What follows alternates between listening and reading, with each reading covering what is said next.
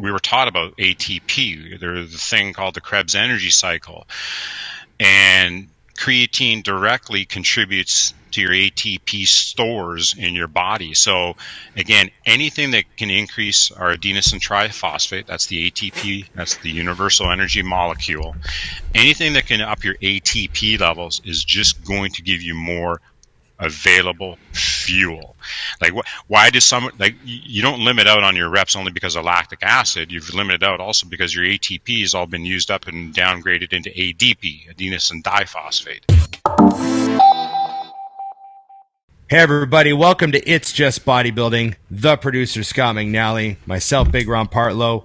No Dusty Handshot today. He is taking care of some personal business. He's not with us, but we look forward to having him back next week. So remember, like, share, subscribe, comment, and ring the bell. There you go, Scott with the bell ring. And remember our codes, IamMutant.com. There's Dusty20. Don't use that, though, not today. No, and then BigRon20. That's the code for you. BigRon20 for 20% off at IamMutant.com. And, of course, the Think Big Bodybuilding Patreon. For the price of a cup of coffee, you can help Think Big Bodybuilding. Yeah, thank you. We're everybody. Actually going to bring. Yes. Yeah. We're going to bring a guest on today. We got Jim McMahon, who's actually the CEO of Mutant. He's been in the supplement industry for like 40 years and has kind of seen it all, done it all. So we're going to bring Jim on. I'm you got pumped him for queued this. up, right? Yeah, we're going to basically start out with a little background, and then we're going to dive into like a bunch of supplement talk. So I've been waiting to do this one. I'm excited, man. Should we do this now? We get this going? Yeah. Go ahead and bring on Jim. All right. First, I just want to give a little background to everybody that, you started making supplements back in the 80s, didn't you? Tell us about that. Well, okay, I'm really going to date myself now. I want years. I want dates, years. I want everything.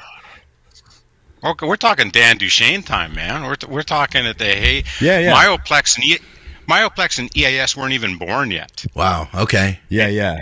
And the Costello brothers, those are the brothers that own Optimum Nutrition. They were just kind of starting out as well, and it was the wild, wild west. I mean, there was Joe Weider protein was mostly a soy protein back in the day, or if you're lucky enough to find an egg white protein, your blender was screwed because the stuff would stick to the side of the blender. It was like flour. I don't think people realize today how good we have it with the qualities of protein powders and all the flavors, because back then we had protein powder that mixed like flour. It basically tasted like flour, and we were happy to have it. You know what I mean? Yeah. Totally. We in East Vancouver, where I was, and this is like 84, 85, and I've talked about it before. Guys like Franco Cavallari, and they know the area. Western Gym was a dungeon. We were downstairs. I mean, pure dungeon. It smelled like a dungeon. It was vile sometimes. But you want to talk about good vibe, you'd walk in, there'd be a dude in there repping 6 plates aside on deadlifts. And you go, that was my introduction into the weightlifting. But on the supplement side, the first things we were building were the proteins, but the game was all Weider back in the day. Good Life Mega Pack had just come out, and everybody had to have that, and the anabolic Mega Pack had come out. Designer protein, like whey protein, didn't exist yet. It didn't exist. Ultimate Orange hadn't even come and gone yet. Metabolol was another one that hadn't even come and gone yet. So that's how old I am, how far I've been doing this. Yeah. I remember when I started training, there was weight gainers, and then there was I started training in 1990. I was catching the tail end of the milk and egg proteins. Okay. Yeah. Because I'm not sure what year whey actually came out. Do you remember, Jim? Because I remember, I think I saw whey get introduced right as I started training. Would have been early 90s, right? Yeah, don't quote me on the exact year, but I think it would have been 92, 93, and so the Designer Protein was the big brand coming out of California.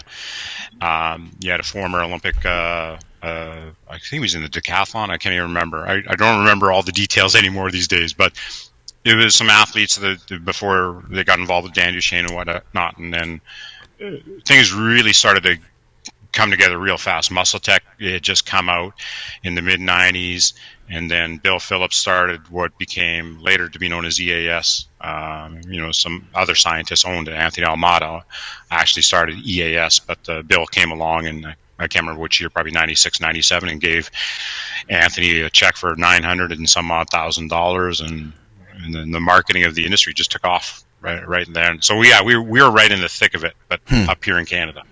Yeah, I want to jump in. I want to jump in because we were kind of we're leading to something here.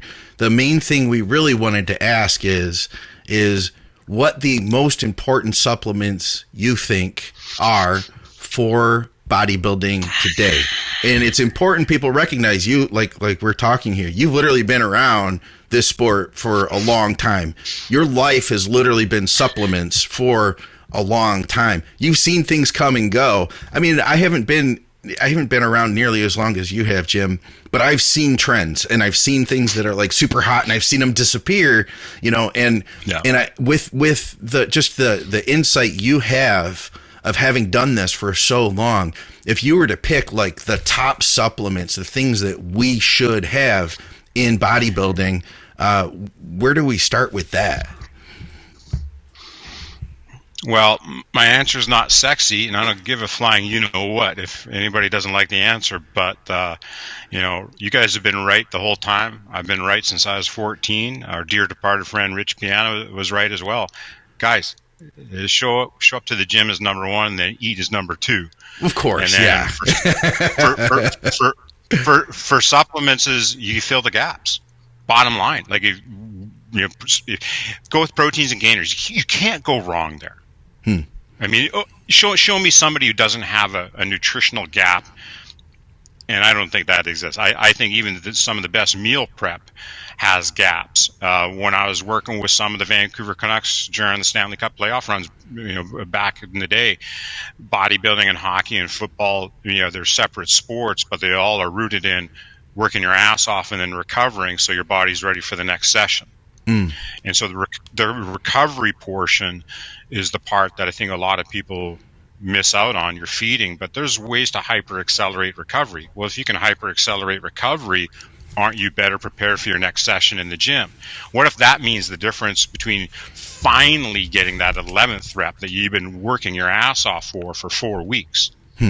Because we all talk about discipline and progress and sticking with the plan, whereas Sean likes to say no plan B. So yes, we go. You got to stay disciplined, and so fire on all cylinders to get the hyper recovery. And that's assuming your macros are already in. So that's the hierarchy of supplements to me. I kind of laugh at our industry.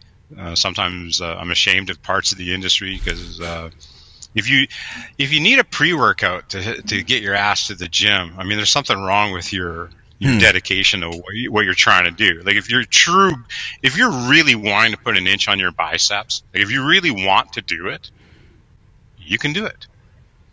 So I challenge people that say, oh, they want to do this and they want to do that. And I go, really? Do you want, like, you guys know me. If I really want to drop another 2 inches off my waist, I would do it. I frankly don't really want to drop another. It's not a high priority in my world right now.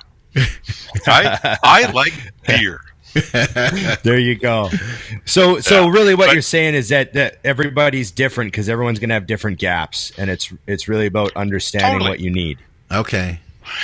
Yeah, like on a current topic, like right now, when I talk with a lot of retailers around the world, depending on where you go, here's a hot button topic in some areas. Is it BCAAs or is it EAAs? Oh, yeah. Okay, well, that presumes that you're even needing or wanting one of those two things anyways. And so the only people who should even be looking at EAAs or BCAAs are those that already have their macros already topped up. Like you've already got your 5, 6, 7 smaller meals a day already figured out, because the BCAAs are different than EAAs. EAAs are more for the recovery part of a workout, and BCAAs are often mistakenly thought of as only being marketed or thought of as anabolic, and I'm going, actually they're an anti-catabolic more than than anything else. Like if you put somebody in a calorie restricted state and carbohydrate restricted state, how much muscle damage do you want to have occur during the workout? And so BCAAs can attenuate the damage. That's really their thing is. And yet, I don't mean to sound negative towards everybody of a certain age group or everybody who's a TikTok expert, but I go, come on! There's all these zillennials on TikToks. Some of them are crapping all over BCAAs. I go, whoa, hold on here. In the right context, BCAAs are great, but if you're like the guy in pumping iron in the back of Louis' workout who's got the 5-pound dumbbell curls and that's your workout, I remember that guy. You're darn right. BCAAs aren't for you because you're not working out hard enough, dumbass. Okay. So there you go. In the right context, the right supplement works, and not all supplements are for everybody. So a lot of people don't need BCAAs. A lot of people don't need a pre-workout. Okay, so then where would EAAs come in? Because I've used them intra. That's where I'd use them with like a highly branched cyclic dextrin, and I'd take them intra. Yeah. And then I don't know enough to say this is the reality of it, but the way I've heard it is that EAAs contain the BCAAs plus all of the other aminos that it would take to build muscle. No question, and obviously, John Meadows' disciple. If you're doing EAAs and the cluster, and we like that. In fact, I have a jar. I think Ron, you might have given me the jar. I think I actually have a jar of the old Intra. Was it Intra MD? I can't remember. Yeah, the original one of the original jars of Intra MD that John sent me. Oh no, You've kidding! Yeah. I literally yeah. I've got one of those here too. Yeah, he has it still. Yeah, no kidding. That's I think we have like two of the remaining jugs. Yeah. So, I mean, the splitting hairs on EAAs and BCAAs is a fun subject for a lot of people. I try not to get too far into the weeds because we lose our purpose. I go, the purpose is work your ass off and then rebuild. Okay. So it doesn't matter as much which one of the two you choose. And yes, there's no doubt that if you over-index on leucine, which is the primary BCAA, and so let's say you're just loading the gut with just the 3 BCAAs, you'll reach a rate and you'll limit out on the benefit of the BCAAs. And part of the reasoning is because you don't have the other 6 remaining EAAs there. And so, the better stack for recovery would, in theory, be the EAAs then, because you're not worrying about limiting it out on the leucine. Like the leucine can cause all this anabolic response, but if the rest of the EAAs aren't there to come up and get absorbed, well, what good was triggering the anabolic response anyways? There's no material. There's not enough material there to go do the rebuilding itself. Yeah. And another part that this is the geek in me that comes out, and I haven't really heard anybody talk about it. Maybe Derek and I can talk about it one day. Who knows? No, there's a lot of science out there that people haven't even talked about EAAs, and you could break EAAs into 2 different camps. There's regular EAAs, and then there's leucine loaded EAAs, and there's actual data showing that the higher load of the leucine and the 3 BCAAs actually has I think it was about a 30% bigger response than, say, an average EAA blend. And so these are the little geek points that we geek out a little bit on the science side here, because again, if you look at our mutant EAAs, we call it gear. Get on gear. Yeah, EAA. We spell gear funny because at Mutant we like to have a sense of humor in this life. Don't forget. Yeah. But ours is leucine loaded. It's about 40% leucine, and so that gives you roughly about a 30% better response than, say, a 20% leucine loaded EAA. And so again, you can get right into the weeds of these things, but I'm just a fan. As long as somebody's got all their macros topped up, then please, for the love of the Lord, add EAAs or BCAAs into your program. Yeah. Because why? We're talking about hyper accelerating recovery. Well, frick, isn't that the name of the game? Yeah. Yes, it is, because even if you take anabolics and everything, what are you really doing? You're accelerating recovery. You're overcompensating for what else you're not already getting. Nothing wrong with that. So I got a there's multiple ways question to do that. that related to this, and this is a perfect one because we have somebody that would know. So EAAs, BCAAs, if you go into certain gym locker rooms across America, you'll find somebody that tells you these things are made from the hair of Chinese prisoners. That, you know, that's where BCAA. I'm sure you've heard. You know, you've heard that stuff. What do they make this stuff from? Or is it truly the hair of Chinese prisoners? You're on the spot, Jim. Yes. Well, the last time I was in China, I personally went.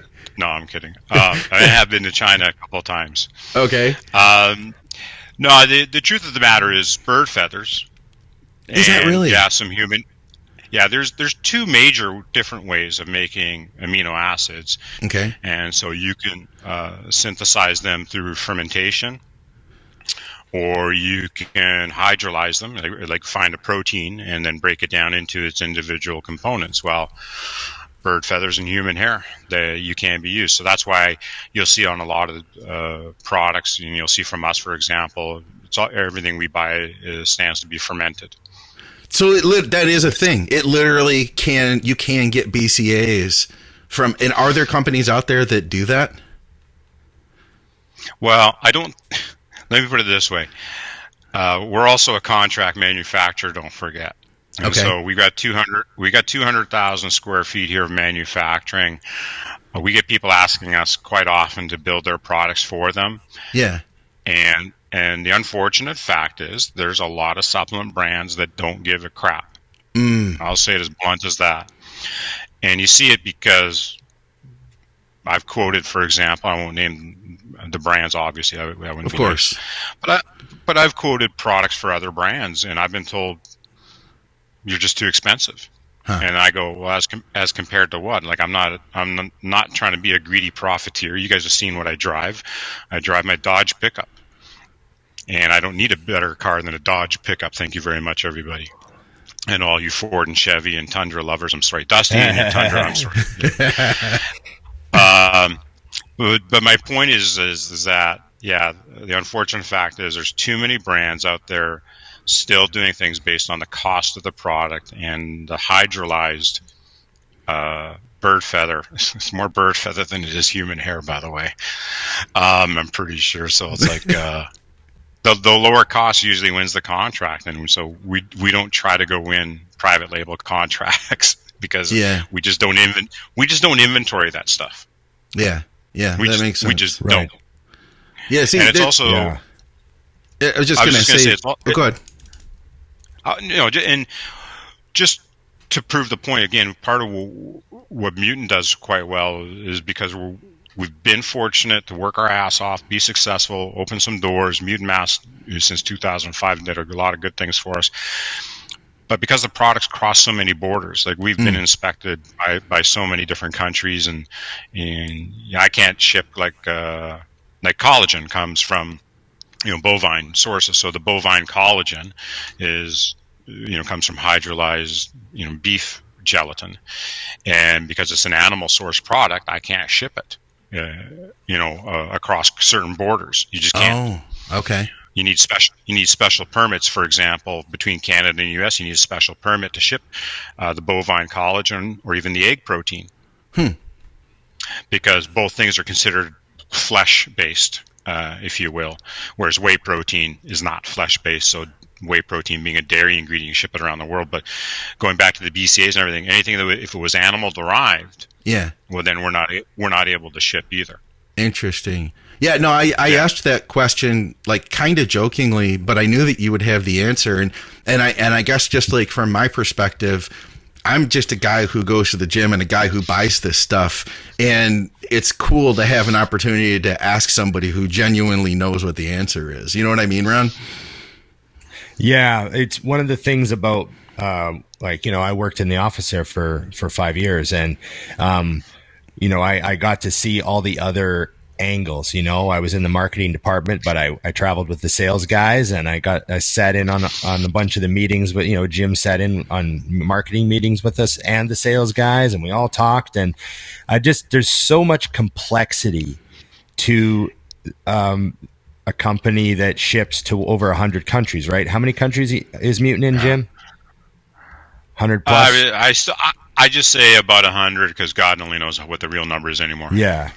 So once you start like shipping to 100 countries, like there's so much going on. Like there's, you have like multiple different labels for every product, and you gotta have all this stuff. It's like it's really a huge endeavor. It's one thing to make royal. Yeah, a royal pain in the ass. Pain in the ass. It's a royal pain in the ass sometimes. How long ago I remember when Jacked 3D first came out, and I feel like, or Jacked, however anybody wants to call it, that was like the pre-workout that I think changed the industry. And I know there was stuff before that, like Super Pump and stuff like that, but it was like around that period of time, pre-workouts just got so popular, and it has not stopped. How much of the business is pre-workouts? The pre-workout category, if I could just interrupt your question and go back even further, because even before Super Pump, go back to there were no pre-workout powders. And you guys may remember Ultimate Orange, and that was probably the first time we all saw a pre-workout powder. And I go, what is this? Oh, you use this as what's a pre-workout? Like back then it was like, give me some caffeine and ephedrine and some aspirin. That's my pre-workout. Yeah. And so Ultimate Orange was like the first one to use the ephedrine, and then we were off to the races, like BSN, NO Explode, and of course Rich had come out with Super Pump 250, and I remember talking with Rich. I won't divulge the numbers, but man, he was selling a lot of Super Pump, I'll tell you. And then the DMAA ingredient came out, and that changed the game in 1MR and Jacked. Yeah, and that really changed the game. And I wanted to touch on that because it changed the game where now I don't see this as much in Ron. Right? Yeah. Yeah. And what it became is the pre-workouts became the conversation piece for a lot of people going into the gyms. I don't see it in Ron's gym in a good way. I mean, like, you go to Ron's gym, we all know it's a serious workout. You're there to not F around. And, I'm a little older. The joints are a little sore. So the only time I get to look like a big, strong guy is I go in some other gyms that Ron might not go into. Anyways, and I'll hear the 20-year-old guys, and I just listen to the conversations, and it's like a cult of conversation on pre-workouts. Yeah. I'm just sitting there shaking my head. I go, you actually have time to even talk in between sets? I'm still catching my breath for 15 seconds after doing triceps, for crying out loud.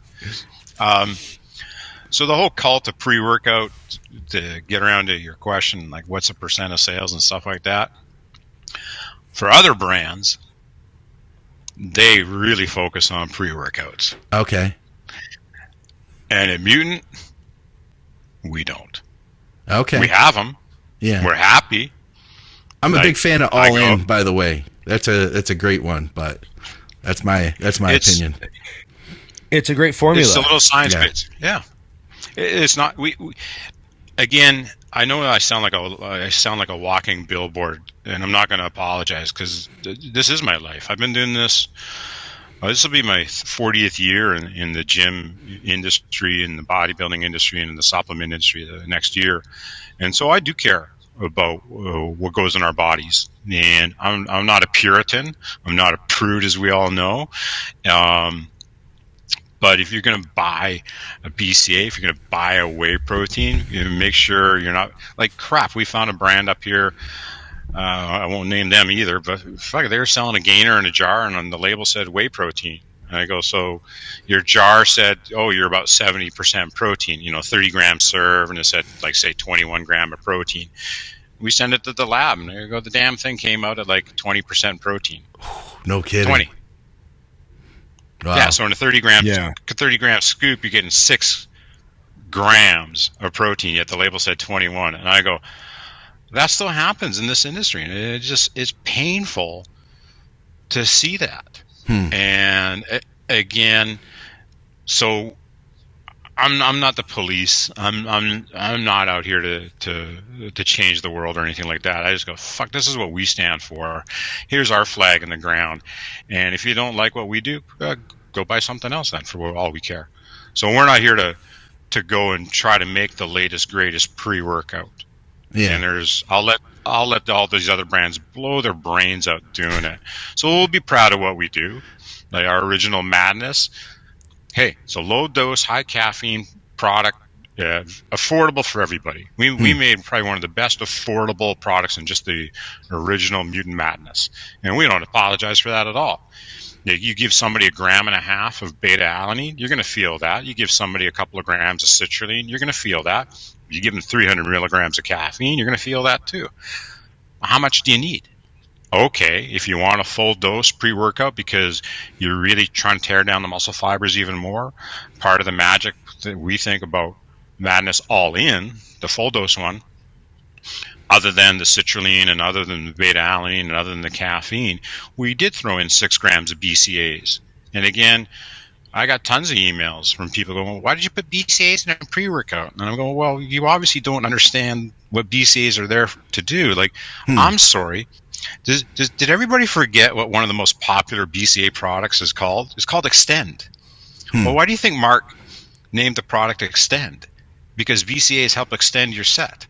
Like Tom Platz, you can always get 5 more reps. Well, if you have BCAAs in the blood, if you have BCAAs in the blood during the workout, you actually stand a better chance of getting those 5 more reps then, because you've actually got energy substrates. Don't forget, the body is tearing down muscle tissue to get at leucine during the workout if you don't have things topped up. So to prevent the degradation, why wouldn't you put BCAAs in your workout mix? Whether it's pre or intra, it doesn't matter. I go, we're overthinking it at that point. But that's why we made a pre-workout, and Mutant Madness All In, I put it up there as one of the top 10 pre-workouts that it actually works in what it does, but it's never going to be a top 10 seller on the planet. We didn't design it for the planet. We designed it for Mutant Nation, for people who give a crap about actually lifting heavy and trying to get those extra reps. And you can't get extra reps all the time just by being wired on crack. Like if you want all the crack stuff, the crack is whack, the crack-based pre-workouts, and all these other stims. They go, really? I'm sorry. I think we know a couple of Olympia champions, and if you go look at who's winning actual bodybuilding championships, and even go look at Hanny and his group that are winning the championships, I don't think any of these athletes are wired on crack-based pre-workouts when they're in the gym. So why the heck do 22-year-old guys and gals think they got to be, all zipped up to get an efficient workout in? It doesn't work that way. Dusty hates the full load of caffeine. He's always half a dose because he just doesn't like all the caffeine. I've told the story before. I remember taking 2 25 milligram dimetadrines, 50 megs of ephedrine. 50 with a giant cup of coffee, and then go into the gym to do legs. I remember doing that back in the early 90s because we didn't realize how powerful ephedrine was. We didn't really know. We just thought, I'll take 2 for leg day. They're small. And I would be sweating, like dripping off my chin and shaking by the time I got to the gym. Oh, God. And then I would be so clobbered. Like, I'd have crazy workouts, but I would be so messed up after. Like, crash, like such a nervous system hit. And, I think back to what we did, and I think, with all the, Jim mentioned all the stuff that hit the market there for a while, the 1,3-dimethyls and everything, that was the second wave of that whole craziness, and now it's caffeine content. Yeah. Yeah. And I don't think anybody actually got stronger on 1,3-dimeth or ephedrine. We got more reps in. We got more sets in. There's no question about that. Yeah. But more did sets. any of us actually? Well, a lot more sets. I gotta do more. But I don't think. Yeah. Did it actually translate to like a benefit? Right. Well, that's the thing. I don't remember Tom Platz ever talking about ephedrine. Right. Maybe saying. they were just doing, maybe they were just doing speed back in those days. I don't know. Like the baseball players. I remember Tom did the Pop-Tart thing in the magazine one time, and I said that was my validation for having Pop-Tarts as my pre-workout. Yeah. Because I read it in the magazine. That was why I ate so many Pop-Tarts when I started training. Was I read that Tom Platz the magazine said, You're kidding. Pop-Tarts are the perfect food around a workout. It's amazing. Perfect post-workout. So I would have 2 Pop-Tarts after every workout for like years. This is a great segue to bring Dusty back into the conversation, because isn't he the Pop-Tart therapist? He was. In fact, that's what it says on my phone when he calls. It says Pop-Tart therapist. Yeah, Does it really? Therapist. Yeah. That's amazing. Yeah. Yeah, it's hard to take Dusty serious when that comes up. Yeah, I know. I wanted to ask you, we got a few minutes left with you, Jim. Is there anything else big, Scott, that you wanted to do? Is there any? There's one other supplement I wanted to ask about, and it's one I've come full circle on, and that's creatine. Okay. Now, back in the day, creatine, I remember when it first came out, and everybody was so hot on creatine. Then I started using gear. There was a period of time, I don't know what was doing it, if it was the D-ball, if it was the creatine, but at some point or another, I was like, I don't need creatine anymore, and I gave up on it. Then I started seeing some research recently that it's beneficial for the aging brain and for cognitive function. And I thought to myself, at the price of creatine monohydrate, I'm stupid for not just adding this back in. And wouldn't you know, I am seeing, because I'm not all geared up anymore, now I'm seeing better results in the gym. I'm seeing better pumps, better fullness. I'm seeing the benefits. All the stuff we used to talk about in the early 90s, I have a better appreciation for it. And for the price of creatine, it's like, I'm really glad that I started it up. So kind of selfishly, and maybe to get some of the other older guys thinking about creatine again, can you talk a little bit about it? Sure. And let's not dismiss for our younger versions of ourselves. So for the 20-year-olds and 25-year-olds still out there, I mean, part of the game is just having more power. And if any of us can remember biology in high school, we were taught about ATP. There's a thing called the Krebs energy cycle, and creatine directly contributes to your ATP stores in your body. So again, anything that can increase our adenosine triphosphate, that's the ATP, that's the universal energy molecule. Anything that can up your ATP levels is just going to give you more available fuel. Like, why does you don't limit out on your reps only because of lactic acid. You've limited out also because your ATP has all been used up and downgraded into ADP, adenosine diphosphate. And so creatine helps recycle also the ADP back to ATP. All right, so there's enough geek time right there. So that's why young people, regardless if you're on gear or not, gear ain't giving you ATP, my friends. So you may as well want to top up your ATP anyways. There's direct ATP you can get. There's a great ingredient called peak ATP as well. And so ATP, universal energy molecule, our bodies run on something called the Krebs energy cycle, and that's all ATP. And that's what creatine affects, is your ATP levels and how fast you can regenerate ATP. All right. So for those of us who are over 39, the brain power, like a lot of studies were done at the University of Toronto, for example. I'm friends with probably one of the top creatine researchers on the planet, Dr. Ralph Jager from Alzchem in Germany. So they're the people behind Creapure. And so Ralph, you'll hear him on some other podcasts as well. And we've been talking about like Lou Gehrig's disease, the muscular degeneration, the loss of the mind-muscle connection. Creatine affects all of these areas. And so it's nice to see people talking about these things that were studied over 15 years ago, 10 years ago.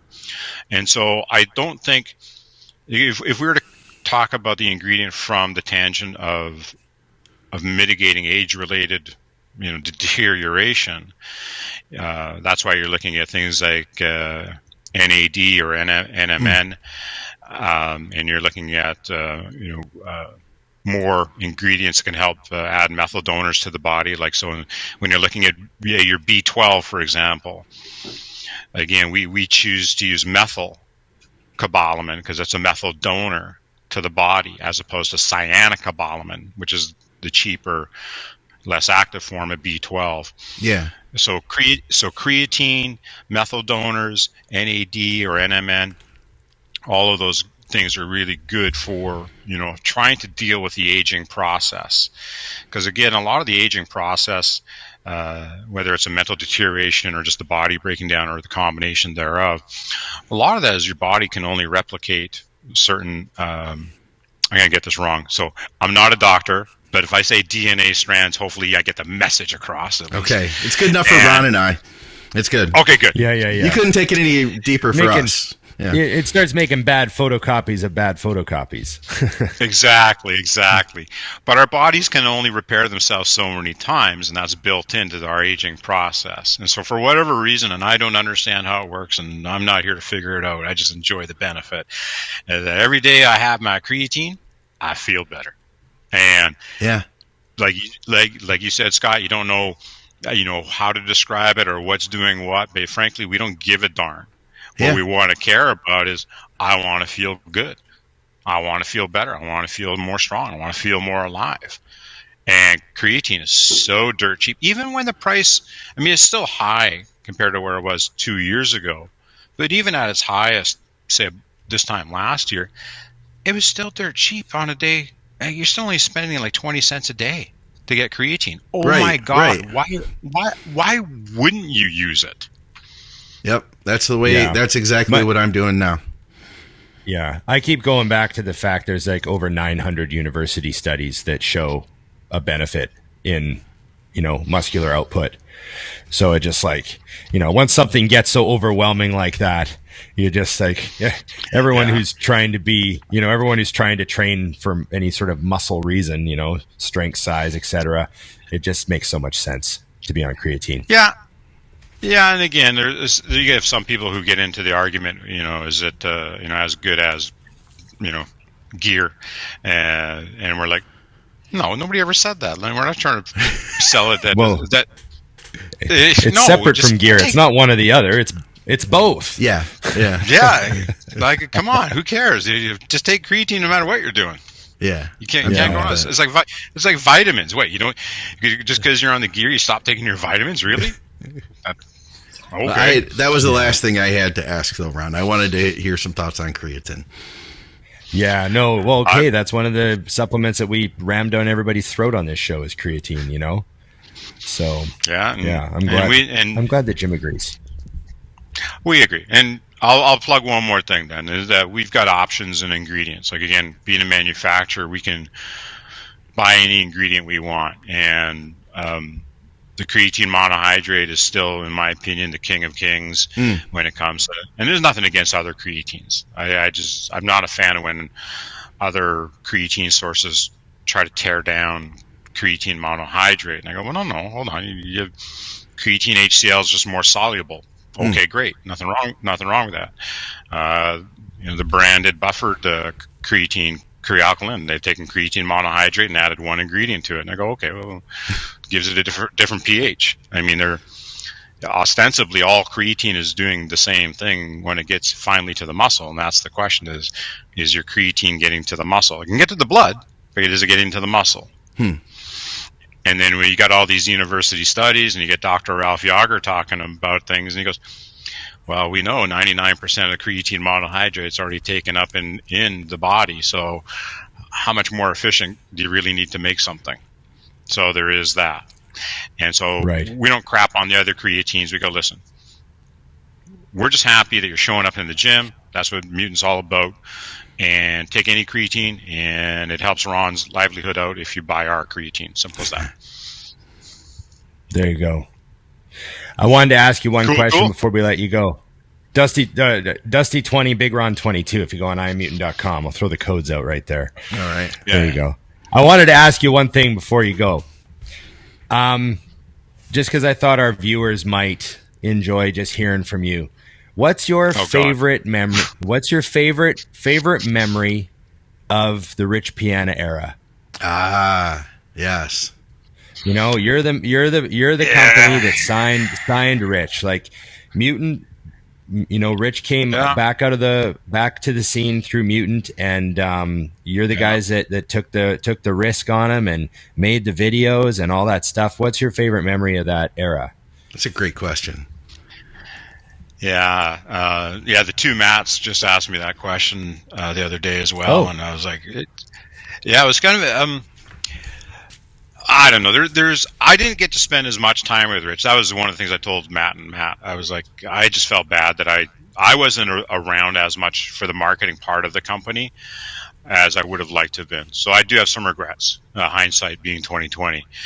But I did relay a couple of quick, cute little stories. Like, aside from what people liked or maybe didn't like about Rich, what you saw was what you got. And even in the behind the scenes, like when he was no longer with us and I'd run into him at an event, and he didn't need to detour from what he was busy doing, but he would detour from, you know, what he was doing, and he'd come over and say, "Hey Jim, how you doing?" And this would be in like a hotel lobby, for example, at the Olympia. Like we're not even on the trade show floor, and he knew he was busy. Yeah, you know, he had his entourage. You know, they're all going to the gym. You know how regimented they are, but he still took 30 or 40 seconds out to come over and stuff like that. And I think that was because when he was with us, you know, we shut down Earl's, the restaurant in Port Coquitlam, far too many times. Midnight. What time do you guys close? 10:30. All right, there we are till midnight or 12:30. And a few times I was there and I'd catch up with you guys. And those were kind of the more cool moments for a guy like me, just sitting there and rapping and talking about this crazy frickin' bodybuilding game. You know, aside from showing up in the gym and doing photo shoots and doing the documentary that we had done on Rich there, and leaving humanity behind, and those are all great high notes. You can't replace those times, but it's always the quiet, personal time. It's like the breakfast table with you guys at FIBO. Like Scott and I here, we got to sit down and finally have some private conversations, and Jamie and I would have a private conversation. Ron and I worked together in the office for 5 years, so we got nothing left to say to each other. But yeah, Rich just at the midnight hour, the off hours, it was just cool to see him still loving what he was doing. And Ron's got a lot of great Rich stories, but putting his stand out in the middle of the aisles and whatnot. But he was like that even at midnight. He would just still be going for it. That's one of my favorite things. Was he just I remember that time when we went to that first Arnold, and he picked up, we had a little stand that he was standing at, and then we had a stand that I was at, right? Stand at the other, we were all had a little stand where you have you sign your autographs on it. Yeah. And that was like big. Those are days when you still signed a lot of pictures back in those days. Now it's kind of rare, but back then it was a lot of that. He just looks around, we're there for an hour and it's really busy. Yeah. And he just looks around. He's like, why am I standing here? And he just picked his stand up and moved it a foot out into the aisle, and then stood out in the aisle so that people could see him from all four directions. Okay, yeah. And then within 5 minutes, there was such a cluster of people around him that they had to send security over to try to make a line, and then it was a problem, and the other booths were complaining because we were so busy. Wow. And I just remember thinking oh, he doesn't care about the rules. He just it doesn't even occur to him. Doesn't even occur to him that our booth space has a limit. That's our booth. I'm thinking oh, we're in the booth, and he's like, I'm out of the booth. But that's amazing. but that's the critical thing that, again, I try to find the good in everything, and not that there was anything bad with it with us and Rich. Rich was Rich, and you got to applaud that. This is man.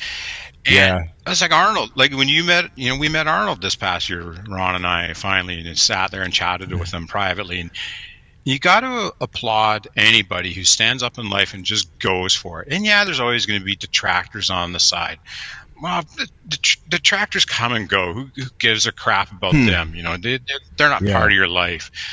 And so I don't care if you are a 100% fan of Rich or an 80% fan of Rich, or, maybe you weren't a fan of Rich or Arnold or whoever for that matter, but standing up and going for it and having the discipline and courage, isn't that what this life should be about? And so I always like to celebrate everything that Rich stood for, the whatever it takes. And yeah, what he chose wasn't for everybody. Got it. But you know what, everybody? It was his freaking life. And it looks, by everything I saw, he did everything on his own terms for the most part.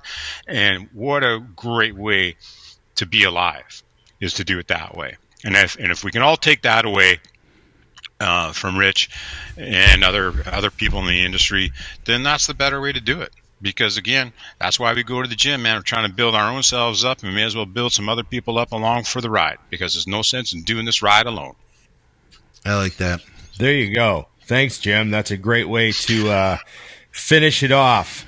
And don't forget, anybody who's pissed off at me, you can come hunt my ass down at Mutant CEO. I'm on Instagram. Bring it on. I like them all. There you go. Yeah. We'll have that link down below. You're known as the friendliest CEO in the game. You're talking. A lot of times fans come to the booth and they'll be like, "Hey Ron, good to see you again." And I'm like, "Oh yeah." And then they'll be like, "Yeah, I was talking to Jim on Instagram." And I'm like, "You were?" And they're like, "Yeah." And I'm like, "Oh, like Jim's like talking to like, fans that come to the expo." And then, because Jim is at the booth sometimes, right? So yeah, it's just funny how I was talking to Jim. Like they'll point at him. I was talking to Jim the other day on Instagram. So you're not hard to get a hold of, man. So you're in touch. Yeah, I try to be in touch, and it'll be a fun ride coming up, because I think you and I both know there's a few things that are happening in the industry. And so your comment about some other, I'm the happiest CEO in the business, or whatever you said, I assure you, I'm still going to be happy, but I'm going to assure you there's going to be some others in the industry that ain't going to be too happy with me. So, well, sometimes that's how it's got to be, Jim. Huh. I don't know what this is, guys. I'll find out with everybody else. Yeah. Thanks for having you on. No worries, bro. There you go. Hey, again, Jim McMahon, CEO of Mutant. We'll keep it simple. We don't need to put all the other stuff in there. You're a lot of things, but CEO of Mutant. Great to have you on the show. And again, thanks for supporting the show. I know that Dusty and I really kept the show separate from Mutant at first, because we didn't want them to feel like they had to be involved. We didn't want them to feel like, there was any pressure or anything. So it was very organic when they said they wanted to help out the show and support us. So thanks very much, Jim. Yeah, great to have you you on. And I'm sure I'll see you in a FaceTime meeting nearby soon. I'll probably see you in like 5 minutes. Yeah, you never know. You're just down the road. You never know. Okay. Thanks, Jim. Thanks, guys. That was cool, man. That was cool. That was that. Yeah. I wanted to get that stuff because, like, and here's my thought, Ron, is my perspective as just a guy who loves going to the gym and who has bought a lot of supplements in my day. It's cool to hear from somebody who has that level of experience and is literally on the other end of the supplement business, like the BCAA thing and the bird feathers. Like, I had to ask him that because I knew there was some sort of truth that it could be done. But it was fun, man. That was cool. Yeah, and